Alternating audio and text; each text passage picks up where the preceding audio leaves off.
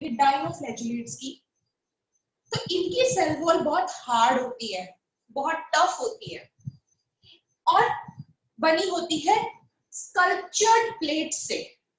इनकी cell wall बनी होती है स्कल्पचर्ड प्लेट से।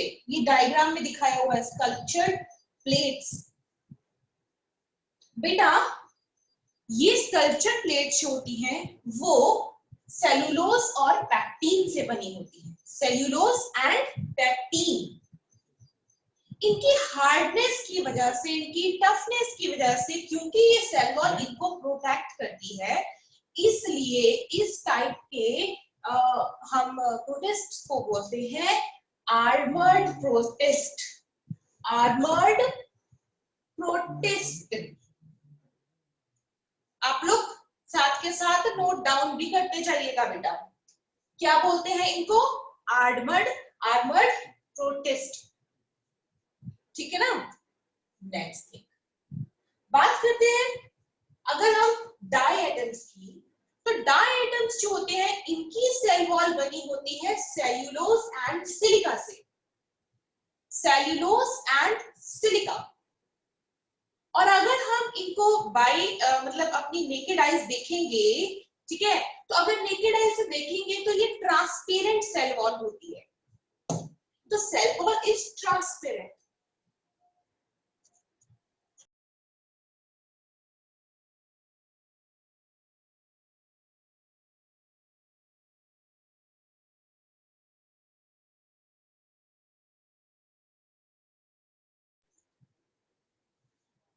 तो बेटा मुझे पता चला कि कुछ बच्चे आज न्यू भी ऐड हुए हैं इसके अंदर, क्लास के अंदर। तो बेटा नए बच्चों के लिए ये है कि हम लोगों ने जो है बायोलॉजिकल क्लासिफिकेशन चैप्टर जो है वो शुरू किया हुआ है, ठीक है। और इसके अंदर हम बायोलॉजिकल क्लासिफिकेशन में, ठीक है, मोनिरा कंप्लीट कर चुके हैं। किंगडम मोनिरा कंप्लीट करके कल हम लोगों ने किंगडम प्रोटिस्टा शुरू किया। आप लोग जो नए बच्चे हैं वो आज से यहाँ से जो है कंटिन्यू करिएगा लेक्चर। बैकअप का, क्योंकि अभी आपके जुलाई के एग्जाम होने वाले हैं, डेट जो है वो टेंटेटिव डेट जुलाई की है। पहले जब आपका कोर्स खत्म हो जाएगा, ठीक है, उसके बाद आपकी रिपीटिशन या आपकी एक्स्ट्रा क्लासेस ली जाएंगी, जिसमें मैं आपको पुराना वाला टॉपिक जो कंप्लीट हो चुका है वो दोबारा से कराऊंगी, या तो एक्स्ट्रा क्लास में या तो after finish off this course, ठीक है। तो आप लोग आज यहाँ से देखिएगा प्रोटिस्टा। प्रोटिस्टा की आपको पता होगी, ठीक है। इसके अंदर हम सबसे पहले जो है प्रोटिस्टा ले रहे हैं कौन से? डाइनोफ्लैजिलेट्स, डायटम्स, और इनको हम कंपैरेटिवली स्टडी कर रहे हैं। कल हमने इसका जो है फ्लो चार्ट बनवाया था बच्चों को।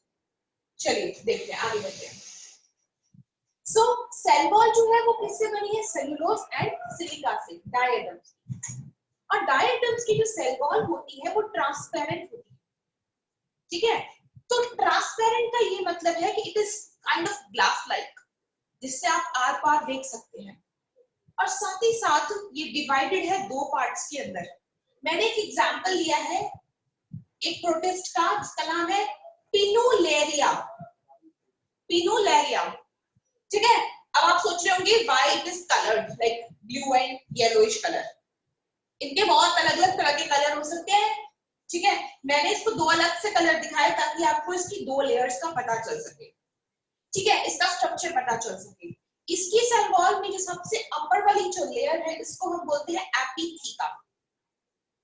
और एपिथीका के जस्ट नीचे होती है हाइपोथीका। एपिथीका एंड बिलो टू एपिथीका इज हाइपोथीका। अब आप इसका स्ट्रक्चर देखिए तो आपको ये कैसा लगेगा? जैसे कि घरों में हमारे सोप बॉक्स होते हैं, साबुन की डिब्बी की तरह, एक इस तरीके से और उसके अंदर नीचे बना हो। तो it is kind of soap box structure. Clear? Next चीज पे चलते हैं बेटा, यूक्लिनॉइड्स के बारे में। यूक्लिनॉइड की जो सेल वॉल होती है उनमें सेल वॉल एब्सेंट रहती है, उनमें सेल वॉल प्रेजेंट नहीं होती। In place of cell wall, they have a contractile covering called calicle. Okay? उनमें एक कॉन्ट्रैक्टाइल मतलब कॉन्ट्रैक्ट करने वाली लेयर होती है, फ्लेक्सिबल सी लेयर होती है जिसे हम बोलते हैं पेलिकल। ठीक है, ये पेलिकल जो है वो बाय नेचर बनी होती है प्रोटीन, लिपिड एंड कार्बोहाइड्रेट से। Again, I am repeating, it is made up of protein, lipid, carbohydrate. और जब भी पेलिकल प्रेजेंट होगी उसका एक एक्सक्लूसिव फीचर उसके साथ जुड़ा होता है, that is pellicle is having a parallel, this is a sign of parallel strips called myoneins. Pellicle की लेयर के साथ उसके अंदर पैरेलली अरेंज्ड जो है मायोनीन्स की जो है आपको लाइनिंग्स दिखाई देगी। This is the structure of euglena. The outer layer is pellicle and pellicle से ही associated है ये parallelly arranged lines. इन parallelly arranged lines को हम बोलते हैं myoneins. Clear to all of you? आगे देखते हैं बेटा। Next thing, we'll discuss about the locomotion. अगर हम बात करेंगे हाउ दे शो लोकोमोशन, तो बेटा लोकोमोशन का एक सिंपल थिंग है, जो डायनोफ्लैजिलेट्स होते हैं नाम में ही छुपा हुआ है। Dino means two, flagellate means having two flagella, ऐसा ऑर्गेनिज्म जिसके पास टू फ्लैजिला है उन्हें हम डायनोफ्लैजिलेट्स बोलते हैं। Flagella two in number. We have taken an example of a dinoflagellate. Okay, now this is gymnodium. This dinoflagellate is gymnodium. आप लोगों को एक बात बताती हूँ, आपकी बुक्स में एक चीज लिखी है रेड टाइट के बारे में। रेड टाइट के बारे में आपके लिखा है कि गॉन्युलेक्स कॉजेज रेड टाइट। गॉन्युलेक्स एंड जिम्नोडियम दोनों ही रेड टाइट कॉज कर सकते हैं, जिम्नोडियम भी रेड टाइट कॉज कर सकता है, तो दोनों ही मिलकर रेड टाइट कॉज करते हैं। आपकी बुक में सिर्फ गॉन्युलेक्स दे रखा है। This is a diagram of gymnodium. ठीक है, अब आप जिम्नोडियम देखिए या गॉन्युलेक्स देखिए, दोनों की ये जो स्ट्रक्चर है वो काफी सिमिलर है। इन दोनों में ही इस तरीके से ग्रूव्स होती हैं बेटा। जो आप ये इस तरीके से ग्रूव देख रहे हैं इसको बोलते हैं ट्रांसवर्स ग्रूव। मैंने लिखा है टीएस ग्रूव, जिसे गर्डल भी बोलते हैं, गर्डल। ओके, एंड ये जो आप देख रहे हैं इसके अंदर लॉन्गिट्यूडनल ग्रूव, इस लॉन्गिट्यूडनल ग्रूव को हम बोलते हैं सल्कस, SULCUS, सल्कस। इन दोनों ही ग्रूव्स के अंदर प्रेजेंट होते हैं फ्लैजिला। फ्लैजिला एक ट्रांसफर ग्रूव से बाहर निकल के आता है और एक दूसरा आपको सल्कस के थ्रू, लॉन्गिट्यूडनल ग्रूव के थ्रू निकल के आता है फ्लैजिला। दोनों फ्लैजिला का नेचर अलग है। अलग कैसे है? अगर हम बात करेंगे ट्रांसवर्स ग्रुप के फ्लैजिला की, तो ट्रांसवर्स ग्रुप का जो फ्लैजिला होता है ये रिबन की तरह मोटा होता है, रिबन टाइप। तो ribbon type flagella, it is thick in size. और वहीं पर जो ये आप देख रहे हैं दूसरी ग्रुप, लॉन्गिट्यूडनल ग्रुप, इसका फ्लैजिला बिल्कुल थिन थ्रेड लाइक होता है, धागे की तरह पतला, और ये वाला रिबन की तरह मोटा। जब आपके पास दो फ्लैजिला यहाँ आपको नजर आ रहे हैं, पर दोनों का मॉर्फोलॉजिकल स्ट्रक्चर थोड़ा डिफरेंट है, एक मोटा है एक पतला है, इस टाइप की अरेंजमेंट को क्या बोलते हैं? एनी ऑफ यू जिसको पता हो can message in the chat box, बताइए क्या बोलते हैं इस कंडीशन को, when two flagella morphologically different. Yes, I'm waiting for your reply.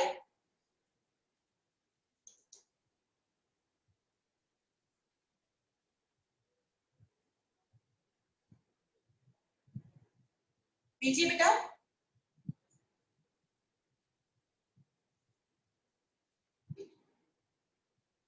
आज किसी ने गुड मॉर्निंग भी विश नहीं किया?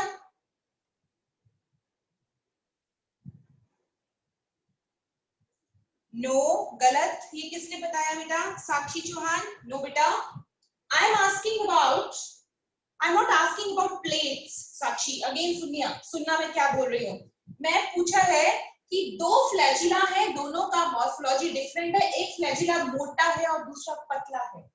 इस कंडीशन को क्या बोल सकते हैं हम, जब दो डिफरेंट फ्लैजिलास प्रेजेंट हो किसी एक ऑर्गेनिज्म के पास। साक्षी के अलावा किसी का अभी अभी रिप्लाई आया नहीं? चलिए आई टेल यू, इस कंडीशन को बोला जाता है हेटेरोकॉन्ट फ्लैजिला। हेटेरोकॉन्ट फ्लैजिला,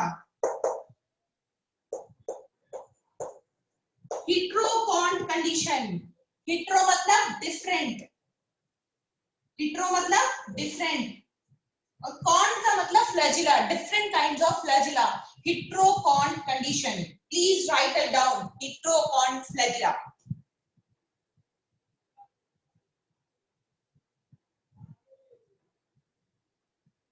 मैं बेटा इसका ये जो डायग्राम बनाया है इसका नाम भी लिख देती हूँ यहाँ पर।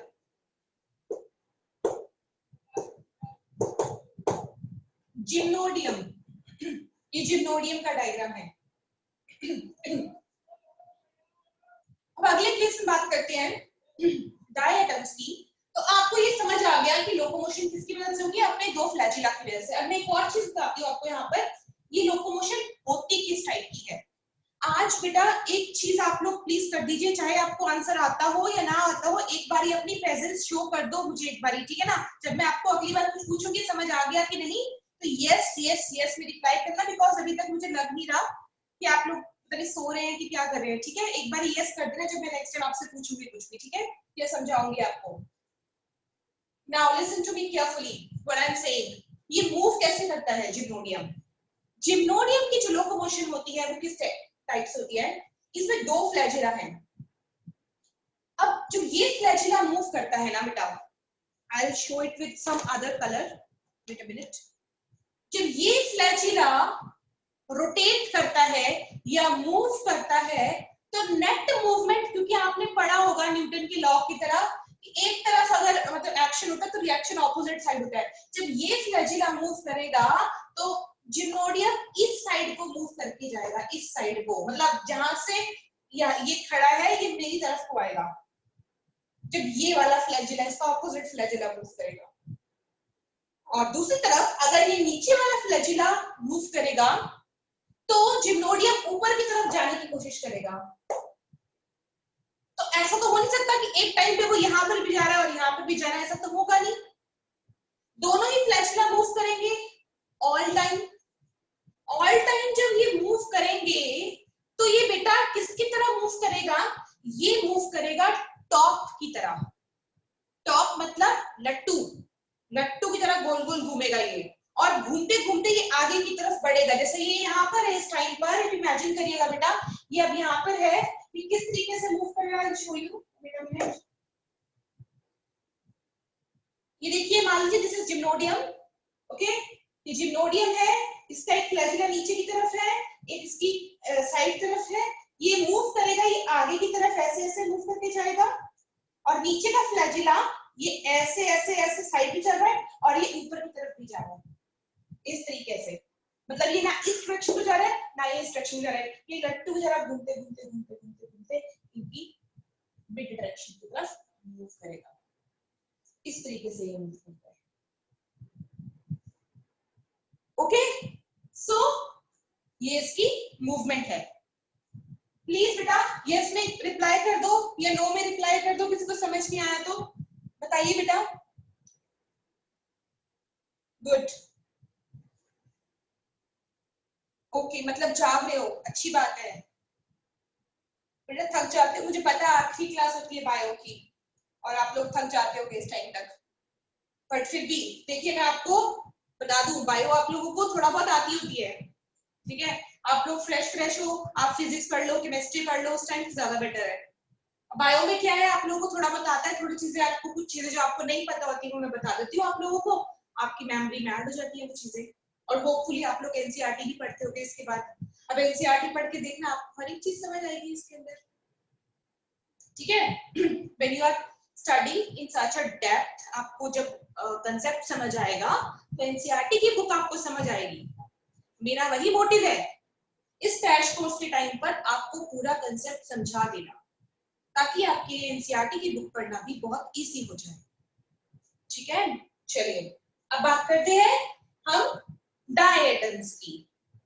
डायटम्स में फ्लैजेला नहीं होते, बट इनकी बॉडी में फैट्स होते हैं, fat granules.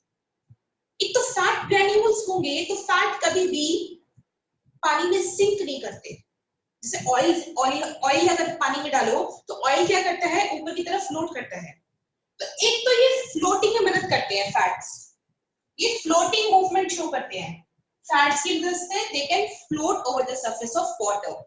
So during their entire life when they are living, जब भी अपनी पूरी जिंदगी में ये लिविंग होती हैं, till that time they used to float over the surface of water, और वेव्स के थ्रू, वाटर करंट्स के थ्रू ये जो है वो स्विम करते हैं। साथ ही साथ they also release mucilage. Mucilage उनको वाटर में जो ऑस्मोटिक शॉक लग सकता है उससे बचाता है, और साथ ही साथ म्यूसिलेज जो है वो ऐसे मूव करता रहता है। म्यूसिलेज हल्का सा प्रोपल्शन शो करता है, मूवमेंट भी शो करता है। तो इनके अंदर फ्लोटेशन होती है और साथ ही साथ म्यूसिलेज प्रोपल्शन होती है, और इनके अंदर यही दो मूवमेंट है। इसमें फ्लैचुला प्रेजेंट नहीं होता। आप देखिए ये मैंने स्ट्रक्चर बनाया पिनुलैरिया का, इसमें कोई फ्लैचुला नहीं। ठीक है, आगे देखते हैं। Now come on to the euglenoids. अब ये स्ट्रक्चर है यूग्लिना का। यूग्लिना बेटा आप लोगों को पता होगा कि यूग्लिना दोनों तरह की नेचर शो करती है, ऑटोट्रॉफिक मोड ऑफ न्यूट्रिशन भी और हेटेरोट्रॉफिक मोड ऑफ न्यूट्रिशन भी। अब जरा यूग्लिना को ध्यान समझिएगा बेटा। यूग्लिना में सेल वॉल नहीं होती, इसके अंदर बाहर की कवरिंग आई टोल्ड यू पैलिकल होती है। तो पैलिकल तो पहली बात, एक तो पैलिकल हेल्प करती है लोकोमोशन में, और बाकी इसके पास फ्लैजिला होता है फॉर लोकोमोशन। अब फ्लैजिला कैसे होते हैं इसके पास? इसके पास एक फ्लैजिला जो है बेटा, ये देखिए यहां से शुरू होके पूरा यहां तक एक अपना फ्लैजिला है, और जबकि दूसरा फ्लैजिला इसके अंदर बहुत ही शॉर्ट होता है। ये देखिए बेटा, छोटा सा फ्लैजिला यहां से शुरू होके यहां से जुड़ गया, ये देखिए मेन फ्लैजिला से दूसरा फ्लैजिला जुड़ गया। जिस पॉइंट पे they usually meet, this point is called paraflagellar body. Paraflagellar body, ठीक है। और इसमें जो ये छोटा वाला फ्लैजिला है, इट इज स्मूथ। स्मूथ मतलब इस फ्लैजिला के अंदर कोई भी आउटग्रोथ नहीं होगी, कोई ब्रिसल्स नहीं होंगे, ठीक है, कुछ भी नहीं होगा, प्लेन होगा ये फ्लैजिला, सिंपल फ्लैजिला। और जबकि जो इसका ये बड़ा वाला फ्लैजिला आप देख रहे हैं, इसमें आप कुछ छोटी छोटी आउटग्रोथ, कुछ ब्रिसल्स निकले हुए देख पा रहे हैं बेटा। इन ब्रिसल्स को बोलते हैं mastigonemes. I will write here also mastigonemes, ठीक है। याद करने का तरीका, मस्ती गॉन, मस्ती gone. Mestigonims is the outgrowth over the main flagellal structure. And now you can see again there are two different kinds of flagella. So again here the condition comes is heterocon condition. तो ये flagella भी कैसे हो जाएंगे? Heterocon flagella. Alright, heterocon flagella. अब बेटा कर लीजिए, ठीक है। यूग्लिना और इन सब लीजिए,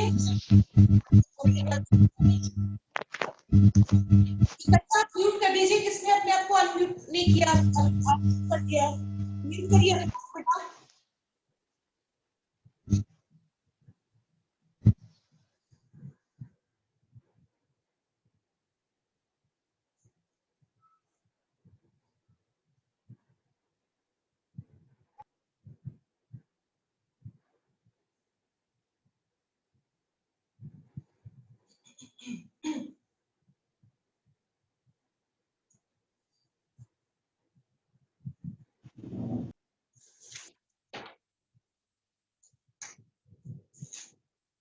चलिए नेक्स्ट डिफरेंस पढ़ते हैं इसके अंदर। अब नेक्स्ट हम इसका कंपैरिजन करेंगे न्यूट्रिशन का।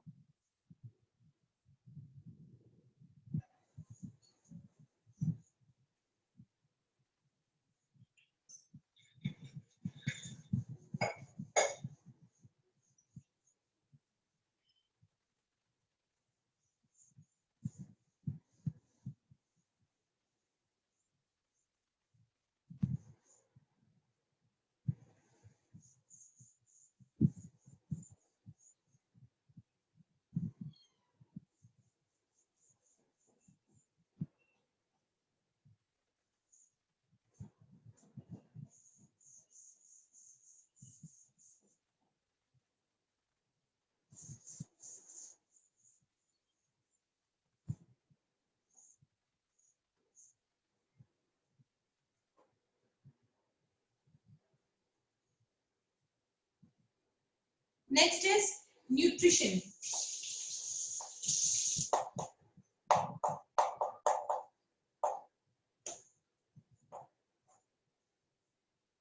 Nutrition in the case of dinoflagellates. तो dinoflagellates जो होते हैं वो photosynthetic mode of nutrition show करते हैं। photosynthetic का क्या मतलब होता है? यानी कि they can prepare their own food. अपना खाना खुद से बना सकते हैं dinoflagellates। तो photosynthetic mode of nutrition है इसके अंदर। इसका ये मतलब हुआ कि they also have pigments for capturing the sunlight. खाना बनाने के लिए जब इनको सनलाइट की जरूरत है, इनको सनलाइट को कैप्चर करने के लिए इनके पास पिगमेंट्स भी होंगे। अब ये पिगमेंट्स कौन कौन से हैं? ये पिगमेंट है इनके पास chlorophyll A plus chlorophyll C. Next is alpha carotene and xanthophyll.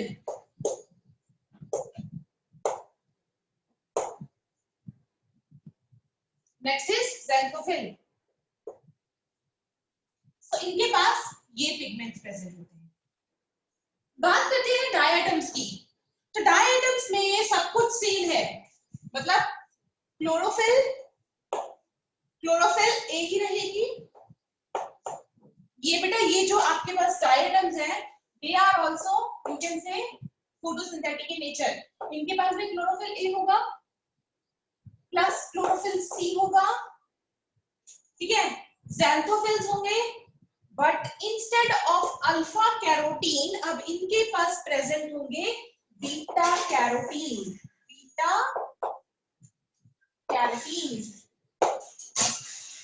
And again, yes, last is xanthophyll.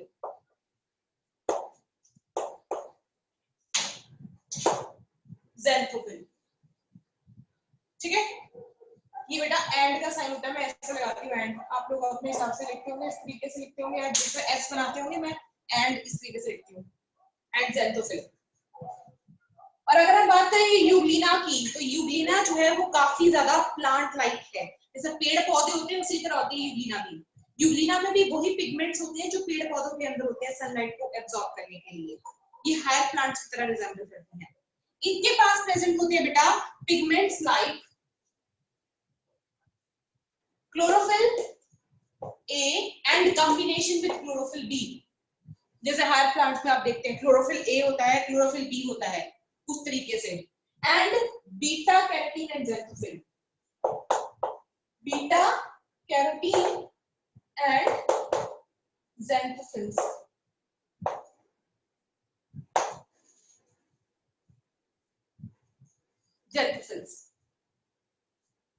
और बेटा अब एक चीज है, यूग्लिनॉइड जो है ना वो दो टाइप्स का न्यूट्रिशन शो कर सकते हैं। अगर उनके पास लाइट प्रेजेंट होगी, सनलाइट प्रेजेंट होगी, तो ये ऐसे अपने पिगमेंट्स की मदद से जो है वो लाइट को एब्जॉर्ब कर लेंगे और अपना फूड बनाएंगे। Otherwise they are also called, जो यूग्लिना है अगर लाइट एब्सेंट हो, मैं यहाँ पे लिख भी लेती हूँ, अगर लाइट एब्सेंट है, सनलाइट की अवेलेबिलिटी नहीं है, तो ये एक्ट करते हैं डीकंपोजर्स की तरह। तो euglena also act as decomposer.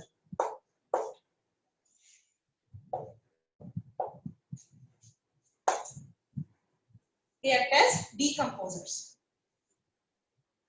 तो ये कैसा मोड ऑफ न्यूट्रिशन हो गया? It is called saprophytic mode of nutrition. तो डीकंपोजर्स होने की वजह से ये सैप्रोफिटिक मोड ऑफ न्यूट्रिशन भी शो कर सकते हैं. ठीक है, तो ये हो गया इनका न्यूट्रिशन के बेसिस पे डिफरेंस. आगे बात करेंगे इनके रिजर्व फूड मटेरियल्स की. इनमें कौन कौन से रिजर्व फूड मटेरियल्स होते हैं?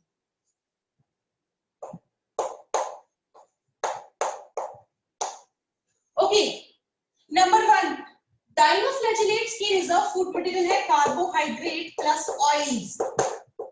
इनमें होते हैं कार्बोहाइड्रेट और ऑयल्स. ठीक है, नेक्स्ट के अंदर होते हैं पहली बात ग्रैन्यूल्स, वॉलुटीन ग्रैन्यूल्स,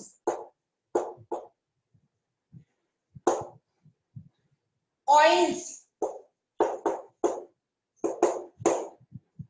ठीक है, एंड लास्ट इज एल. आपको याद करने का तरीका है wall, DOL, wall. Volutin granules, oils and leucosin, leucosin pigment. ठीक है, नेक्स्ट इज अबाउट यूग्लिनॉइड्स. इसमें होता है पैरामाइलिन,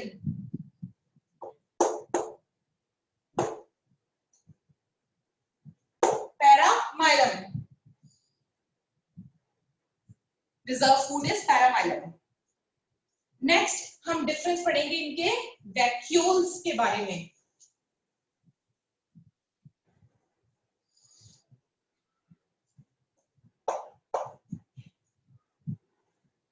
वैक्यूल्स के बारे में. तो बेटा सबसे पहले वाला जो वैक्यूल होता है वो कैसा होता है? Non contractile vacuole, NCV, non contractile vacuole. किनके पास? डाइनोफ्लैजेलेट्स के पास. इन्हें हम टिश्यूज भी बोलते हैं. Non contractile vacuoles. Non contractile vacuoles osmolarity maintain नहीं कर सकते, इन्हें टिश्यूज भी बोलते हैं. Yes, paramylum is a stored carbohydrate. Okay. CH is carbohydrate. किसने पूछा है ये? हनी. CH जो है that is carbohydrates. ठीक है, carbohydrates plus oil. Non-contractile vacuoles. अगर हम बात करेंगे डायटम्स की तो उनके पास लार्ज साइज वैक्यूल होते हैं. लार्ज साइज वैक्यूल, खूब बड़े बड़े साइज के इनके पास वैक्यूल्स प्रेजेंट होते हैं. और जो लास्ट केस है यूग्लिनॉइड्स का, इनके पास कैसे होते हैं? Contractile vacuole. They have contractile vacuoles, and if it is contractile vacuoles, it means it is doing the osmoregulation. तो वहां पर osmoregulation भी होती है यूग्लिना के अंदर.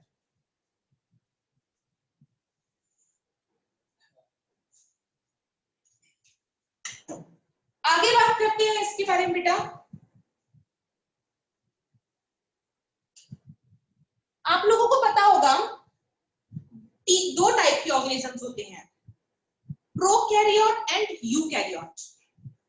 बट ऐसा नहीं है. एक ऐसे ऑर्गेनिज्म भी होते हैं जो इनके बीच के होते हैं. ना ही वो प्रोकैरियोट होते हैं, ना ही वो यूकैरियोट होते हैं. वो होते हैं मीजोकैरियोट. ठीक है, मीजोकैरियोट क्या होते हैं मैं आपको उसके बारे में बताती हूँ. सबसे पहले हम इसके अंदर लिखेंगे डाइनोफ्लैजेलेट्स आर मीजोकैरियोट. नोट करिए, दे आर मीजोकैरियोट. मीजोकैरियोट क्या होते हैं बेटा? नोट करना, मैं इसको डिफाइन कर रही हूँ कि अभी जगह नहीं है लिखने की. आप लोगों को मैं मतलब बोल रही हूँ, आप नोट कर लीजिएगा इस चीज को. ठीक है, mesokaryote. Okay, the major part of the cell, the major part of the cell is covered by nucleus. The major part of the cell is covered by the nucleus. and inside the nucleus, and inside the nucleus,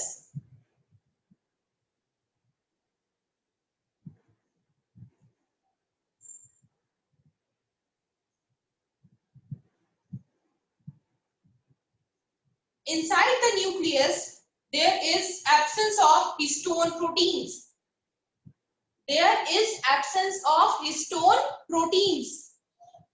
अब मैं आपको बताती हूँ ये दोनों के बीच में कैसे है, प्रोकैरियोट और यूकैरियोट के बीच में कैसे है। मान लीजिए मेरे पास सेल है, अगर ये प्रोकैरियोटिक सेल होता तो इसमें प्रॉपर न्यूक्लियस नहीं होता, प्रॉपर न्यूक्लियस नहीं होता, न्यूक्लियोइड होता उसके अंदर। अगर ये यूकैरियोट होता तो इसमें न्यूक्लियस प्रॉपर होता, बट वो सेंट्रल पार्ट में होता, साथ में सारी जगह क्या होता है, साइटोप्लाज्म। बट ना ही ये प्रोकैरियोट की तरह है, इसमें न्यूक्लियोइड नहीं है, इसमें प्रॉपर न्यूक्लियस है, और ना ही ये यूकैरियोट की तरह है। इसका न्यूक्लियस ने मान लीजिए इतना पोर्शन सेल का ले रखा है, ऑक्यूपाइड कर रखा है, इतना बड़ा nucleus. Nature cytoplasm is covered by nucleus only. Nucleus है और साथ ही साथ बेटा एक बात ध्यान रखना, इसमें हिस्टोन की एब्सेंस है, हिस्टोन एब्सेंट। और हिस्टोन एब्सेंट किसमें होते हैं, प्रोकैरियोट्स में। तो प्रोकैरियोट की तरह इसमें हिस्टोन एब्सेंट है, पर यूकैरियोट की तरह इसमें न्यूक्लियस प्रेजेंट है। तो ये बीच की कंडीशन हो गई, इसे मेसोकैरियोट स्ट्रक्चर बोलते हैं। तो मतलब कि dinoflagellates are basically the categories of mesokaryotes. Okay, and बाकी दोनों एक्सक्लूसिवली यूकैरियोटिक ऑर्गेनिज्म है, यूकैरियोटिक ऑर्गेनिज्म।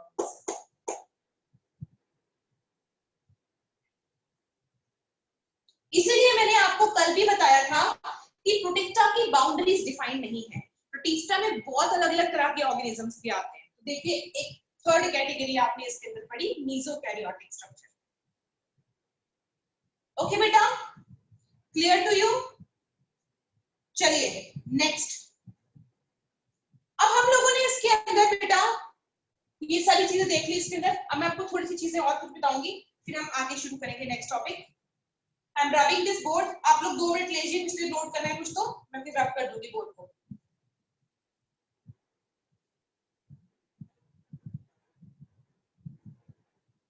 एक और चीज मैंने आपसे पूछनी बेटा, इन तीनों कैटेगरीज में से डायनोफ्लैचेलियस, डायटम्स एंड यूग्लिनॉइड्स में से मैक्सिमम जो पॉपुलेशन है वो किन की है, मतलब सबसे ज्यादा कौन से ऑर्गेनिज्म प्रेजेंट होंगे इन कैटेगरीज में से, सबसे ज्यादा मैक्सिमम पॉपुलेशन किसकी है? रिप्लाई करो।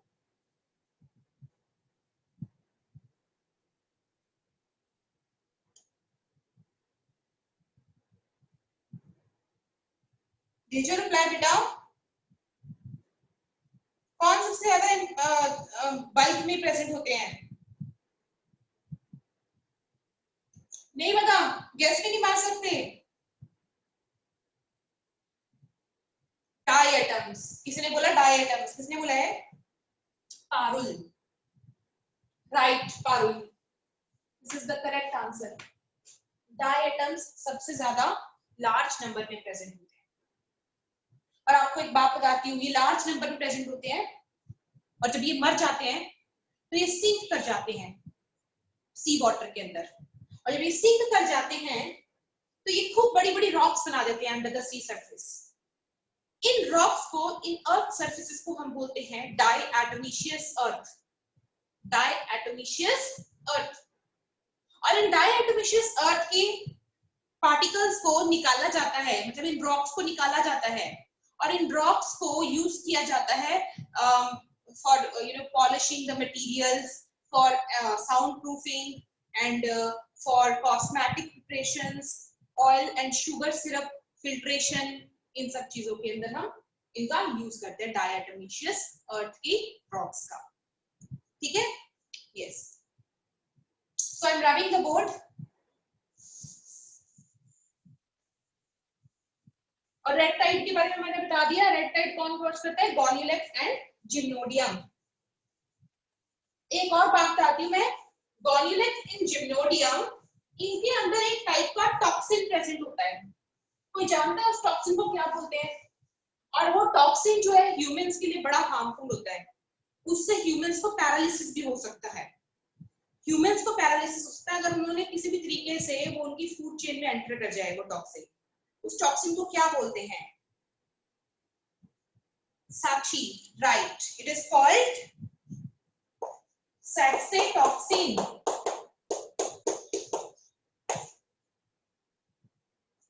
नोट डाउन कर लीजिएगा, जिम्नोडियम और गॉनिलेक्स में होता है ये प्रेजेंट।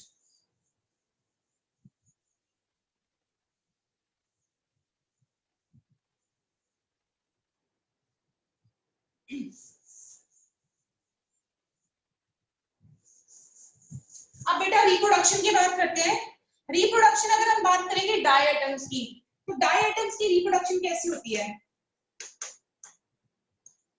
ठीक है, डाई एटम्स जो है वो दो टाइप से रिप्रोड्यूस करते हैं। पहला है एसेक्सुअल मोड ऑफ रिप्रोडक्शन, ठीक है, और दूसरा है सेक्सुअल। तो सेक्सुअल में तो हमने पढ़ाई था कल, कौन कौन से टाइप होते हैं? आइसो, एनाइसो एंड oogamete, ये तीन टाइप्स होते हैं। इसके अलावा ये बनाते सेक्सुअल एसेक्सुअल रिप्रोडक्शन में ये करते हैं बाइनरी फिजन।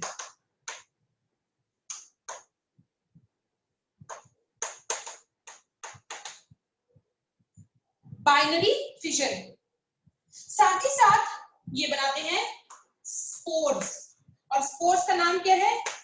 स्टैटोस्पोर्स। ये बनाते हैं स्टैटोस्पोर्स, और ये अनफेवरेबल कंडीशन में बनाएंगे, और ये फेवरेबल कंडीशन में बाइनरी फिजन करते हैं। अनफेवरेबल में ये स्टैटोस्पोर्स बनाते हैं, और ये इनके सेक्सुअल रिप्रोडक्शन के टाइप्स हैं। ठीक है, next is diatoms, sorry डाइनोफ्लैचेलेट्स।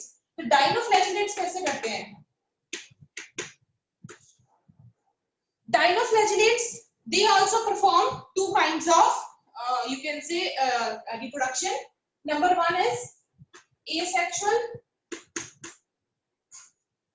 and दूसरा है sexual। और asexual में ये क्या करते हैं? ये करते हैं cell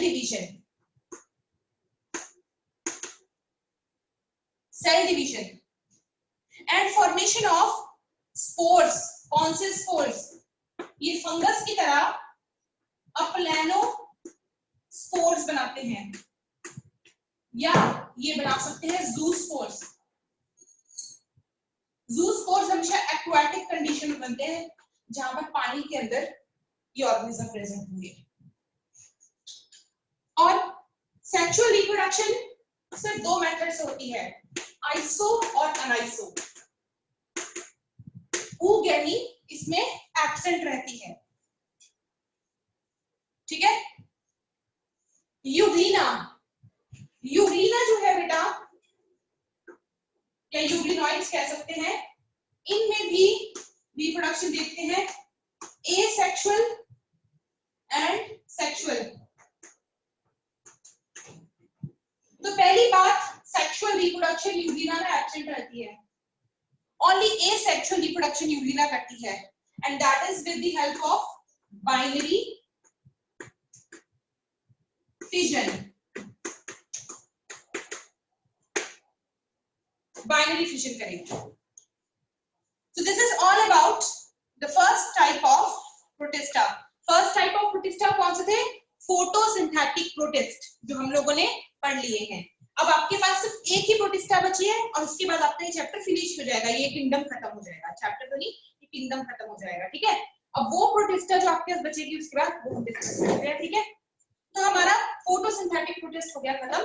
now will start the consumer decomposer protist. Consumer decomposer protist जो डिकंपोज कर सकती है मटेरियल्स को, सड़ी गली चीजों के ऊपर जो ग्रो करती है, फंगस, ठीक है, फंगस लाइक प्रोटिस्ट। इस प्रोटिस्ट को हम बोलते हैं स्लाइम मोल्ड्स, ठीक है, स्लाइम मोल्ड्स। एंड ये मेजर डीकंपोजर्स में कैटेगरी में ही आती हैं, ठीक है। तो हम अब पढ़ेंगे about consumer decomposer protist.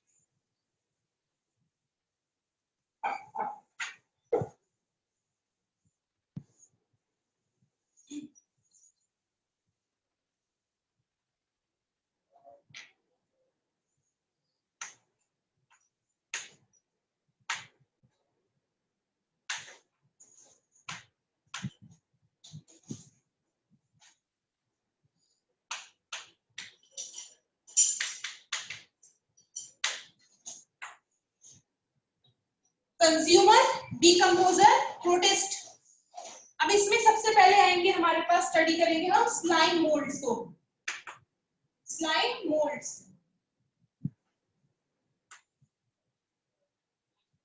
Slime moulds बेटा ये दो टाइप के होते हैं slime moulds, acellular slime moulds and cellular slime moulds. Wait a minute, मैं आपको इसको डिवाइड करके डिफरेंस की फॉर्म में पढ़ाऊंगी।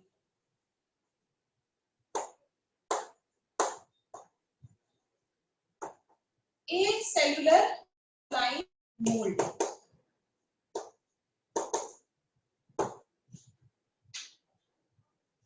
and next is cellular slime mold.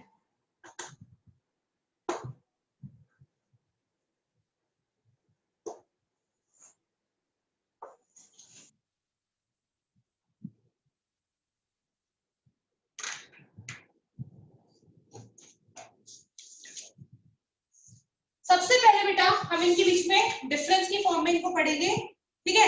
एसेलुलर slime moulds जो होते हैं ये डिप्लॉयड इन नेचर होते हैं।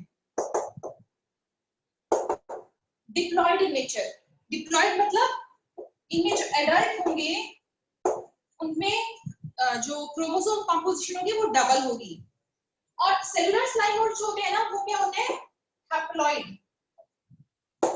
हैप्लॉइड मतलब सिंगल एन।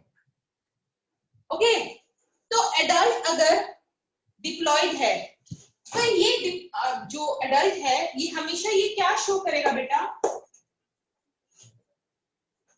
ये शो करेगा गैमेटिक मियोसिस। ये शो करेंगे गैमेटिक मियोसिस। ये गैमेटिक मियोसिस कैसे शो करते हैं मैं अभी आपको एक लाइफ साइकिल बनाते दिखाऊंगी इनकी, तब पता चलेगा आपको।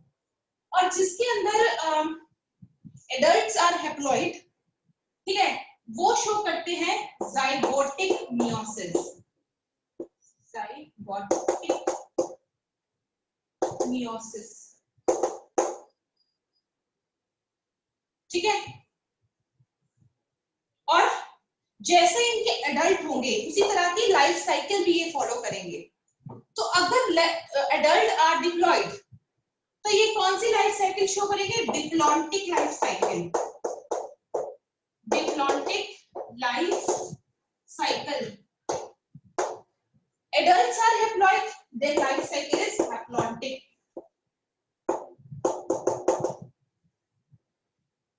इस चीज को समझते हैं बेटा विद द लाइफ साइकिल। अब जरा ध्यान से समझिएगा बेटा, ये देखिए, मान लीजिए ये एडल्ट एसेलुलर स्लाइम मोल्ड है। एडल्ट एसेलुलर स्लाइम मोल्ड कैसी होती है, 2n इन नंबर। ये एडल्ट है, ओके। तो जब ये अपने गैमीट्स बनाएगी फॉर रिप्रोडक्शन, जब ये अपने गैमीट्स बनाएगी, during the formation of gamete, जब ये गैमीट बनाएगी तो ये अपने अंदर मियोसिस शो करेगी। Meiosis is reductional division.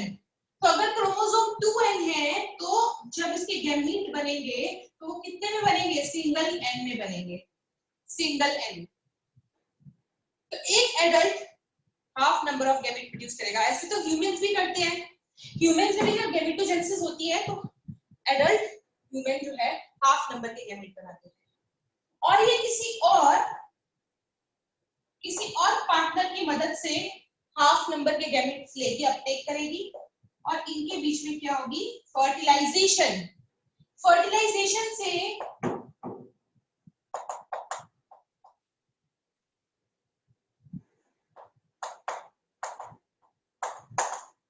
इनमें बनेगा डिप्लॉयड जाइगोट।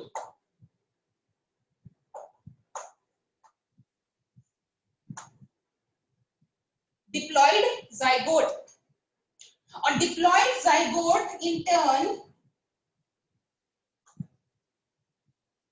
प्रोड्यूस करेगा डिप्लॉयड एडल्ट को।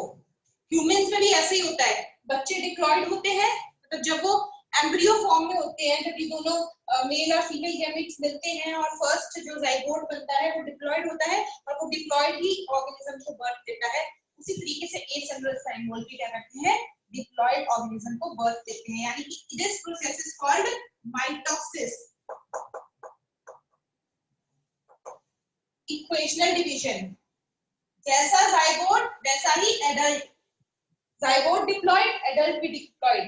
एडल्ट डिप्लॉयड है, गैमेटिक मियोसिस कर रहा है, गैमीट में मियोसिस हो रही है, डिप्लॉन्टिक लाइफ साइकिल, जैसा एडल्ट होता है वैसी ही लाइफ साइकिल होती है। यहाँ पर गैमीट की फॉर्म पे ही हैप्लॉइड स्ट्रक्चर आपको देखने को मिल रहे हैं, बाकी दोनों जगहों पे आपको कैसे स्ट्रक्चर देखने को मिल रहे हैं, सिर्फ इस जगह पे आपको हैप्लॉइड स्ट्रक्चर और बाकी दोनों जगह पे डिप्लॉयड स्ट्रक्चर, क्योंकि डिप्लॉयड ज्यादा है इसलिए साइकिल को बोलेंगे diplontic life cycle. Clear? Next thing की बात करते हैं सेलुलर स्लाइम मोल्ड्स के लाइफ साइकिल की। सेलुलर स्लाइम मोल्ड जो एडल्ट होते हैं वो n नंबर के होते हैं, ये एडल्ट हैं,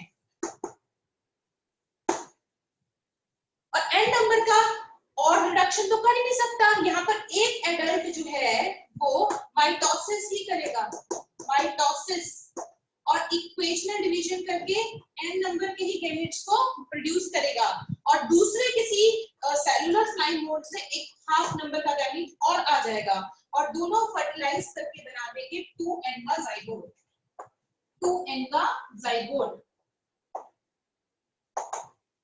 zygote diploid but adult haploid, इसका ये मतलब है कि जाइगोट के बाद, जाइगोट से जब एडल्ट बना तो यहाँ पर हुई होगी मियोसिस, यानी रिडक्शनल डिवीजन। तो इसलिए हमने इसको बोला, क्योंकि ऑर्गेनिज्म हैप्लॉइड था इसलिए हैप्लॉइड, जाइगोट में मियोसिस इसलिए जाइगोटिक मियोसिस। अब देखिए दो जगह हैप्लॉइड स्ट्रक्चर, एक जगह डिप्लॉयड स्ट्रक्चर, तो ज्यादा कौन सी साइकिल शो हो रही है, हैप्लॉइड स्ट्रक्चर, तो हैप्लॉन्टिक लाइफ साइकिल। यहां तक बच्चों को क्लियर हुआ? यस एंड नो में रिप्लाई करिए, आगे बढ़ते हैं फिर। गुड बेटा, इससे आगे मैं आपको जो इनके बीच के मेजर डिफरेंसेस है उनके बीच का डिफरेंस लिखवा रही हूँ, वो नोट करते जाना। आपने 3 डिफरेंसेस के लिख लिए हैं यहाँ पर, इसके आगे चलते हैं, बना लीजिए पहले ये।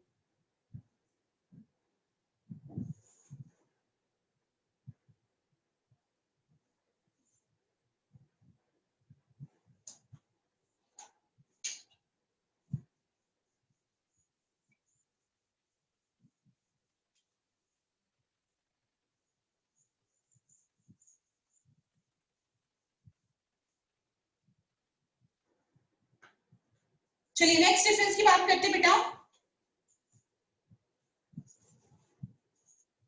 Next difference is sexual reproduction. इसमें कैसे, अभी देखिए बेटा, slime mould they can perform sexual reproduction. पहले तो वे स्पोर फॉर्मेशन भी कर सकते हैं, ए सेक्सुअल रिप्रोडक्शन में ये स्पोर्स बनाते हैं, और सेक्सुअल रिप्रोडक्शन ही कर सकते हैं। तो सेक्सुअल रिप्रोडक्शन का पहले लेंगे, फिर ए सेक्सुअल का लेंगे, ठीक है।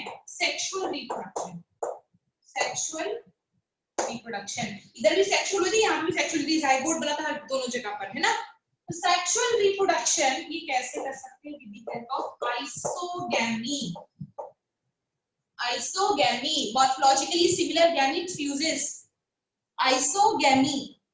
और यहाँ पर कैसे होंगी बेटा, अनाइसोगैमी, anisogamy. Morphologically different gametes fuses to form a zygote.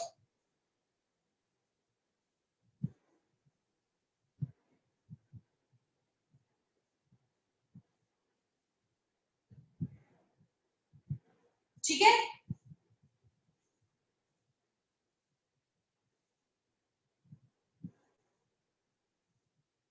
आगे इसके अंदर जो मियोसिस होगी वो स्पोर्स के अंदर होगी। तो मियोसिस हमने पढ़ा था, जैसे मियोसिस, गैमेटिक मियोसिस। तो गैमेटिक मियोसिस का ये मतलब है कि मियोसिस जो है वो किस जगह पे हो रही है, meiosis is taking place inside spores, inside spores के बीच में मियोसिस हो रही है। और बेटा क्योंकि ये खुद ही हैप्लॉइड है तो इसके स्पोर्स भी क्या होंगे, हैप्लॉइड, तो उसमें मियोसिस नहीं होगी, तो ये स्टेप इसके अंदर एब्सेंट रहेगा। जो खुद ही जो हैप्लॉइड है वो और मियोसिस तो करेगा नहीं, तो जाइगोट में मियोसिस होगी। तो ये पॉइंट यहाँ पे कैंसिल हो गया। यहाँ पर मियोसिस जो होगी वो हमेशा स्पोर्स के अंदर होगी।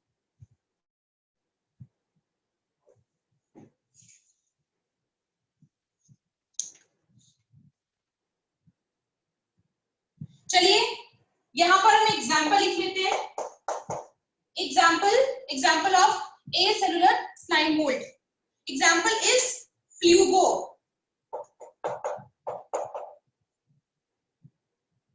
ठीक है, fuligo. And example of cellular slime moulds, तो इसमें एग्जाम्पल आएगा डिक्टियोस्टीलियम।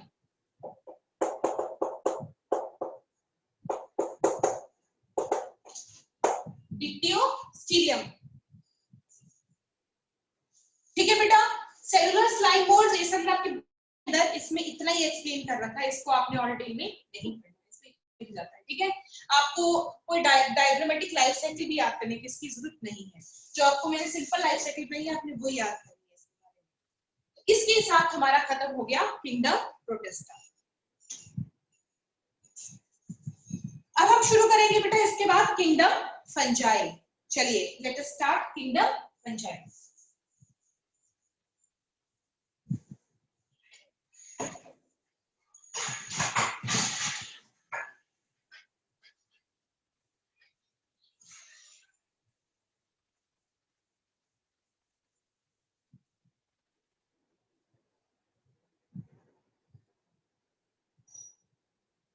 नहीं बेटा, प्रोटोजोन्स नहीं करना।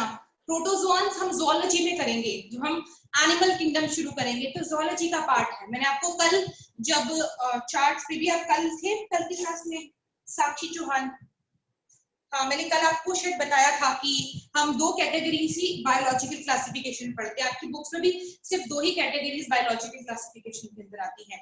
प्रोटोजोन्स वाले जो है प्रोटिस्ट, वो हम पढ़ेंगे ज़ूलॉजी से पहले। वो एनिमल लाइक हैं सारे के सारे नेचर में, इसीलिए हम उसको इधर नहीं पढ़ते। ठीक है, चलिए आगे बढ़ते हैं। तो अब हम पढ़ेंगे किंगडम फंजाई के बारे में।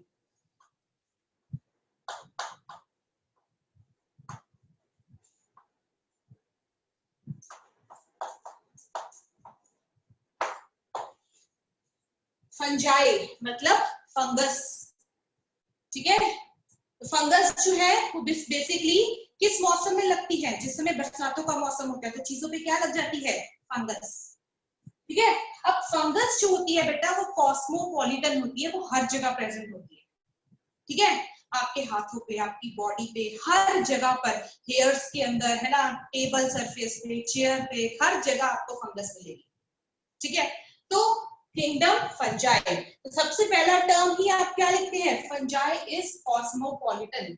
कॉस्मोपॉलिटन हमने प्रोटिस्टा के लिए, सॉरी मोनेरा के लिए भी यूज किया था टर्म कॉस्मोपॉलिटन, कि बैक्टीरिया भी हर सरफेस पे प्रेजेंट।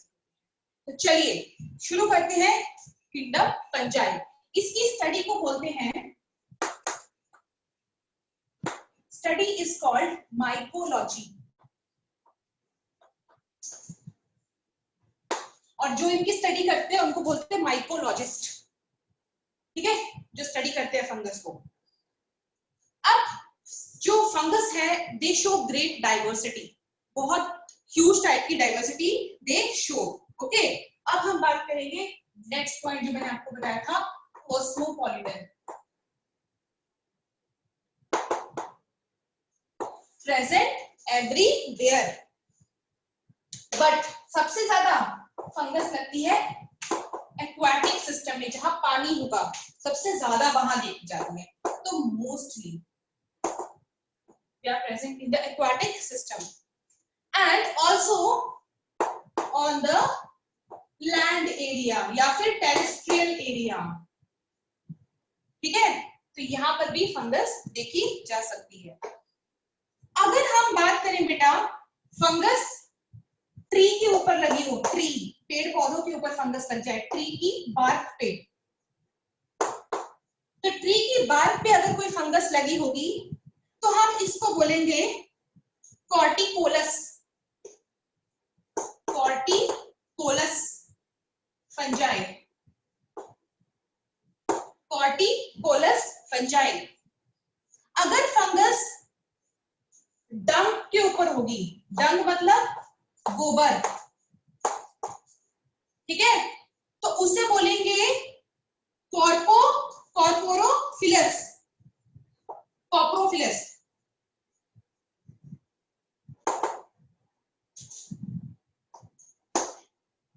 कॉप्रोफिलस, ठीक है, डंग के ऊपर ग्रो करेगी। अगर ये वुड के ऊपर होगी, किसी लकड़ी के ऊपर फंगस लग जाएगी अगर, तब इसको बोलेंगे एपिजाइलिक, एपिजाइलिक।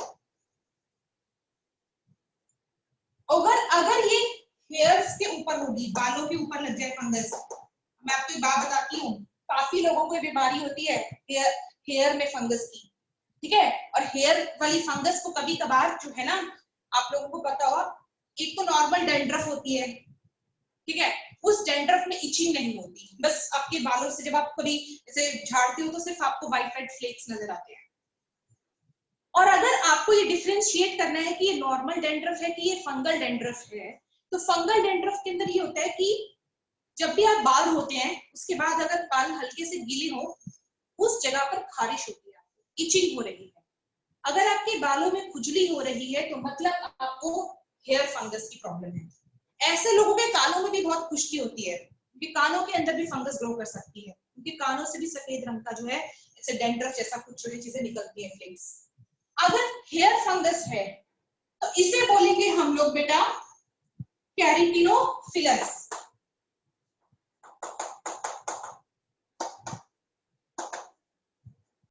कैरेटीन बालों के ऊपर होता है, स्किन के ऊपर होता है, तो स्किन फंगस या स्किन फंगस और हेयर फंगस को हम कैरेटिनोफिलस फंगस बोलते हैं। तो ये डिफरेंट डिफरेंट नाम दिए फंगस को according to the surface on which they grow.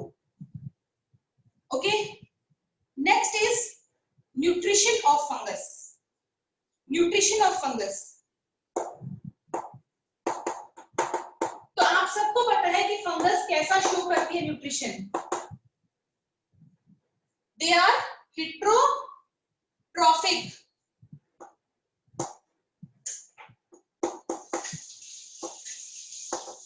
Heterotrophic in nature. Heterotrophic में दे कुड बी पैरासिटिक,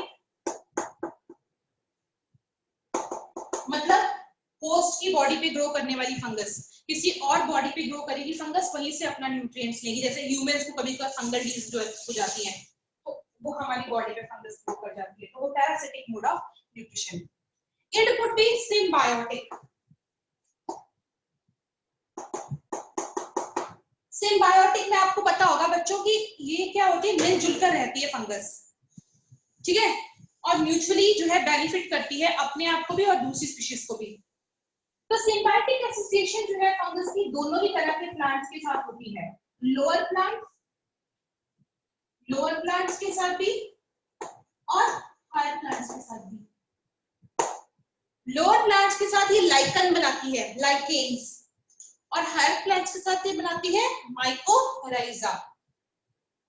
और next is last is saprophytic.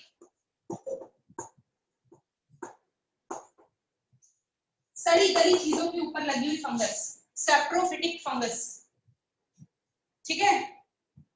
तो सैप्रोफिटिक फंगस बेटा जब कोई चीज सड़ जाती है तो उस पे लगती है, ब्रेड कभी देखा होगा आपने ब्रेड पे, या कभी आपके रोटी के डब्बे में कभी रोटी रह गई उस पे फंगस लग जाती है ना, पुरानी मिठाइयां कभी उस पे भी फंगस लगी होती है। ऐसी चीजें खानी नहीं चाहिए, क्योंकि क्या होता है उससे फिर आपको इन्फेक्शन होता है बॉडी के अंदर, कई तरह की बीमारियां लग सकती हैं, तो वो आपके डाइजेशन के लिए भी खराब होती है। तो these are the kinds of nutrition. सबसे ज्यादा मेजर न्यूट्रिशन जो होता है दिस इज सैप्रोफिटिक, क्योंकि ये मेजर डिकम्पोजिट्स होती है फंगस। जब भी कोई चीज सड़ जाती है तो उसको सड़ाने का काम फंगस ही करती है, उसमें से स्मेल भी आती है फिर गंदी। अब बात करेंगे इसके बॉडी स्ट्रक्चर की, फंगस के बॉडी स्ट्रक्चर की। तो बॉडी स्ट्रक्चर जो है फंगस का यूनिसेलुलर भी है और मल्टीसेलुलर भी है। Body structure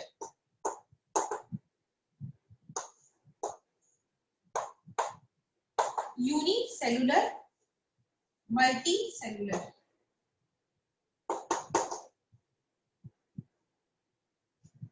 unicellular and multi cellular. Unicellular fungus आप लोगों को पता है, बहुत कॉमन एग्जांपल है यूनिसेलुलर फंगस का, हम खाते भी हैं ऐसी फंगस को। क्या एग्जांपल है यूनिसेलुलर फंगस का? यूनिसेलुलर फंगस का एग्जांपल है ईस्ट। ईस्ट किसमें यूज होती है?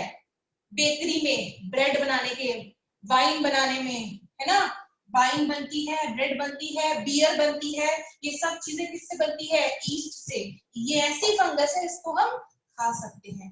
This is human friendly fungus. और भी कई फंगस है जिसको हम ईट कर सकते हैं, अगेरिकस मशरूम, मशरूम की सब्जी जो आप खाते हो वो भी एक तरह की फंगस है ना? तो unicellular. Next is multi cellular. Multi cellular के अंदर हम पढ़ते हैं बेटा, ये कैसी होती है? Filamentous fungus.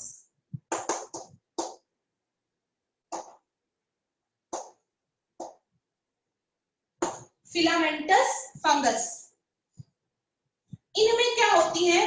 फिलामेंटस स्ट्रक्चर्स होती है जिन्हें हम बोलते हैं हाइफे।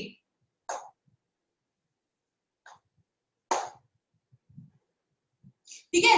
और हाइफे जो होती है, हाइफे अगर जुड़कर टिश्यू लाइक अपीयरेंस दें, टिश्यू लाइक अपीयरेंस, तब ये बन जाती है माइसेलियम।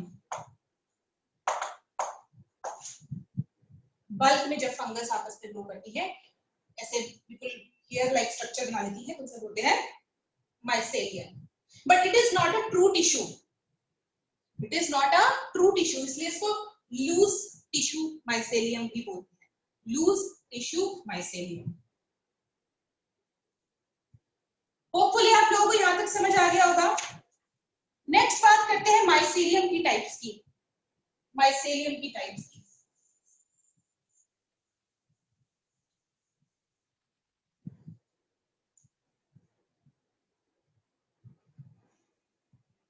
यस, फर्मेंटेशन में भी मदद करती है। Yes, beer, wine fermentation, beer fermentation yeast की मदद से होती है। ठीक है, तो आगे हम बात करेंगे माइसेलियम की।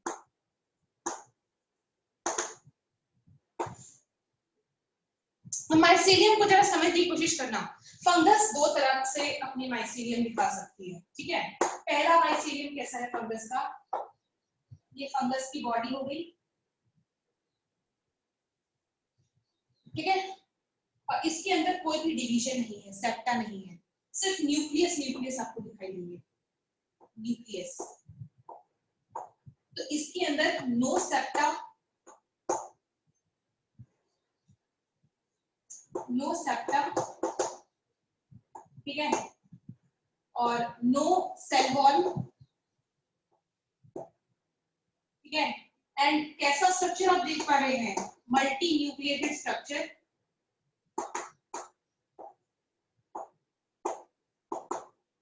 Multi nucleated structure.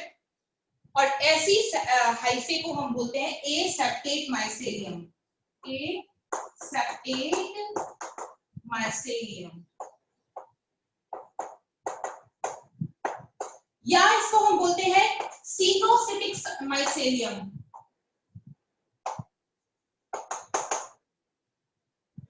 Aseptate mycelium या सिनोसिटिक माइसेलियम। और हायर फंगस के फिलामेंट्स कैसे होते हैं? हायर फंगस के फिलामेंट्स में आपको बेटा इस तरीके से बीच में सेप्टा नजर आएंगे और एक एक न्यूक्लियस पर सेल नजर आएगा, है ना? तो इसमें सेप्टा प्रेजेंट है, तो इस वाली फंगस को हम क्या बोलेंगे? सेप्टेट हाइफे या माइसेलियम। ठीक है, और ये कंडीशन कैसी आप देख पा रहे हैं इसके अंदर? Uni nucleated,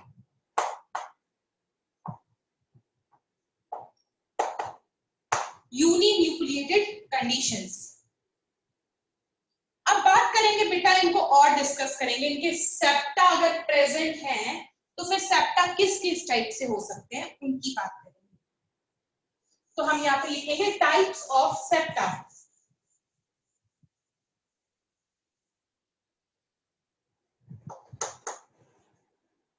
types of septa,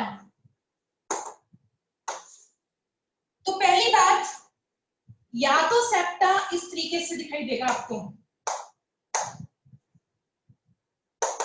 complete septa मतलब इस तरीके से पूरा का पूरा जुड़ा हुआ सेप्टा,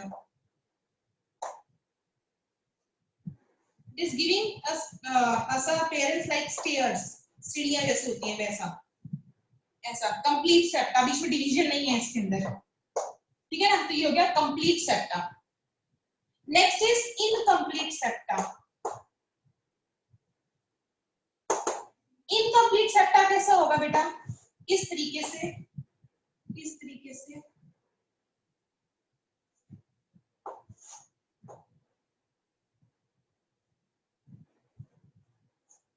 ठीक है, मतलब बीच में छोटे छोटे पोर्स होंगे और पोर्स जो है वो प्लग्ड होंगे एक स्पेशल काइंड के प्रोटीन से, इस प्लग को बोलेंगे वोरोनिल, वोरोनिल प्लग, छोटे पोर्स है और पोर्स को प्लग किया है वोरोनिल प्लग्स ने, और न्यूक्लियस अपने अपने सेल्स के अंदर प्रेजेंट होंगे। सेप्टा कंप्लीट नहीं है इसलिए इसको बोला इनकम्प्लीट सेप्टा। तीसरा सेप्टा और last septa that is डॉलीपोर septa. डॉलीपोर septa कैसा होता है, बैरल शेप्ड सेप्टा। सेप्टा इस तरीके से बैरल शेप स्ट्रक्चर बना लेते हैं, इस तरीके से,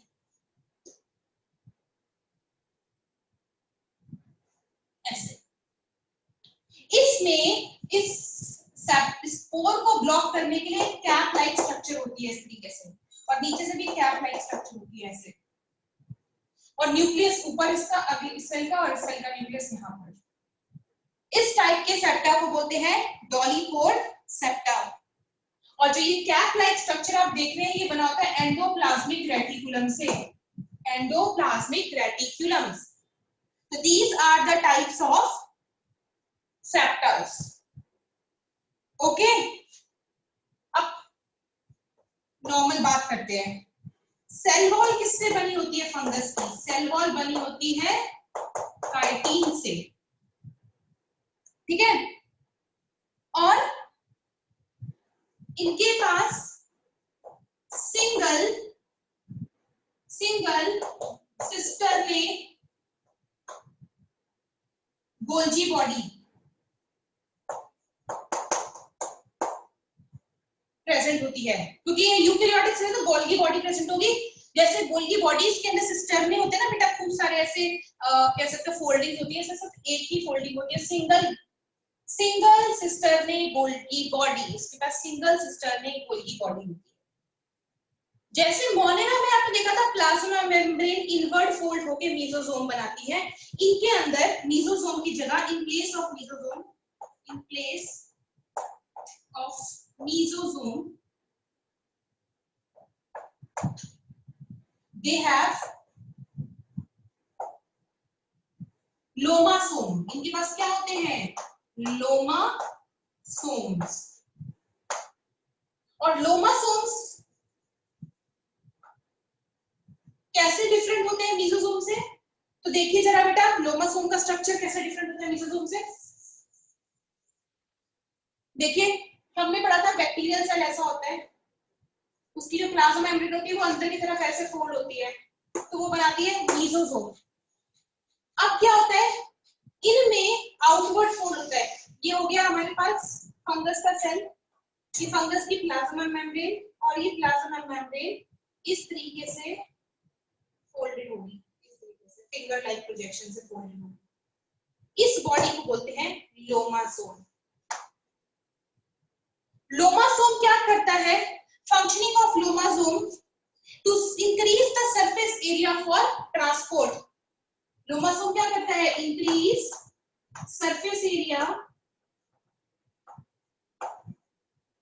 फॉर ट्रांसपोर्ट।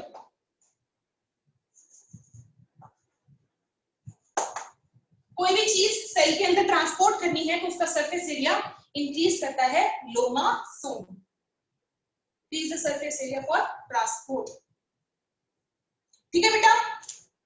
इसके बाद फंगस जो है उसकी दो डिवीजन होती हैं, तो डिवीजन ऑफ फंगस।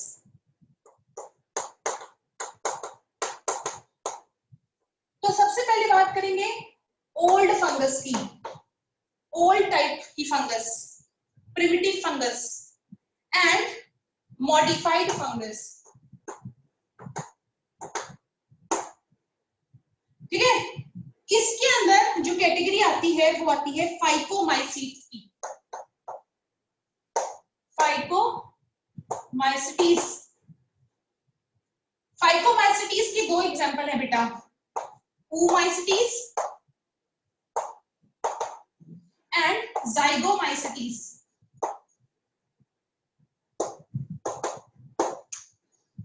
और जब हम बात करेंगे मॉडिफाइड यानी एडवांस की, इन्हें बोलेंगे यूमाइकोटा, यूमाइकोटा। यूमाइकोटा में आती है हमारे पास ड्यूटेरोमाइसीट्स,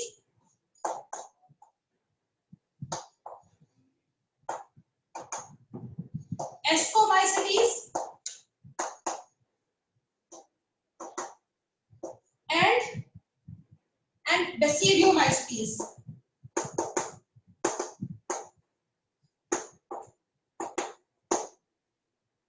तो हमारे पास 1 2 3 4 एंड 5 क्लासेस हैं फंगस की, oomaइसीट्स, ज़ाइगोमाइसीट्स, ड्यूटेरोमाइसीट्स, एस्कोमाइसीट्स, बेसिडियोमाइसीट्स।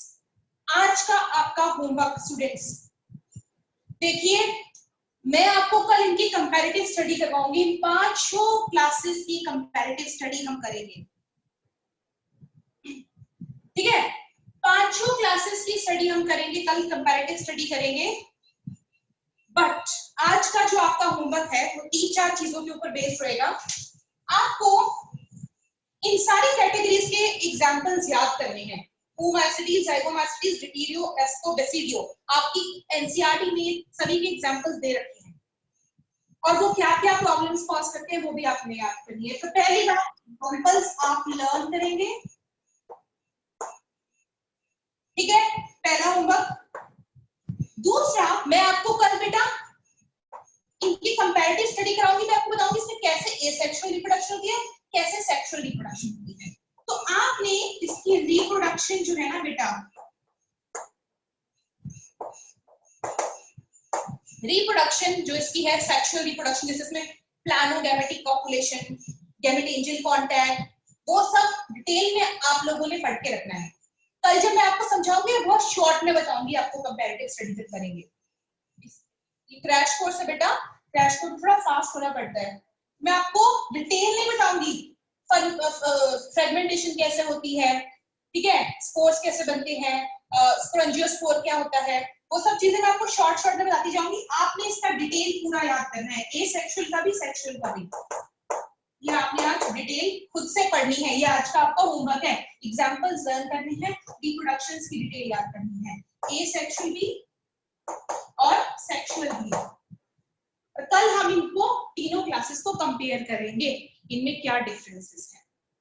और फिर कल हमारा जो है ना ये वाला पोर्शन खत्म हो जाएगा, बचेगा वायरसेस, ठीक है, वायरॉइड्स और वो सब पोर्शन। और अपना नेक्स्ट यूनिट कल हम शुरू करेंगे, दैट इज प्लांट किंगडम। ठीक है ना, नेक्स्ट किंगडम शुरू करेंगे अपना प्लांट किंगडम। पहले आप बताइए बेटा, आज का लेक्चर समझ आ गया सभी को? All good?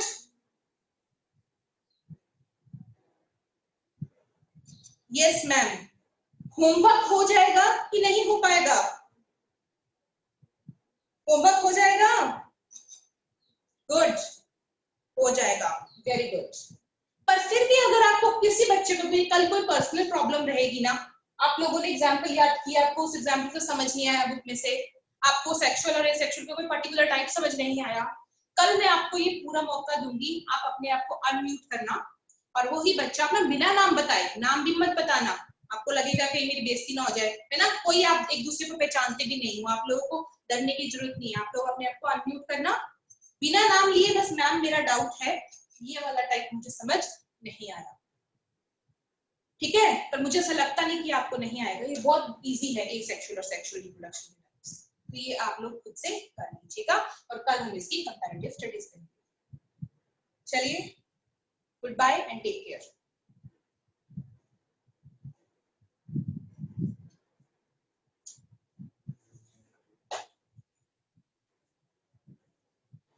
पारुल, आपने हैंड रेज किया है, कुछ पूछना है बच्चे? अपने आप को अनम्यूट कर सकते हो या टाइप कर सकते हो। पारुल